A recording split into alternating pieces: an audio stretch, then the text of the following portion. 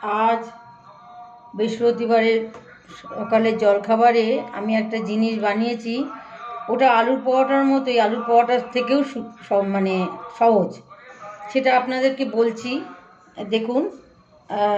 প্রথমে 1 কাপ ময়দা নিলাম, তার মধ্যে 2টো সেদ্ধ করা আলু, ঠিক আছে, ওটা দিয়ে তার মধ্যে নুন দিলাম। আজকে তো পেঁয়াজ রসুন কিছু দিতে পারবো না, ধনেপাতা কুচি দিলাম, লঙ্কা কুচি দিলাম, দিয়ে ওইটাকে মাখলাম। মানে জল, আলু থেকে তো জল বেরোয়, ওটা জল ছাড়া মাখলাম। তারপরে জল আর তার মধ্যে একটু সাদা তেল দিলাম, দিয়ে ময়ান দিয়ে ওটাকে মাখলাম। মেখে নিয়ে ওটা একটা ডো তৈরি করলাম, করে ওটা লেচি হলো। লেচি হয়ে তারপরে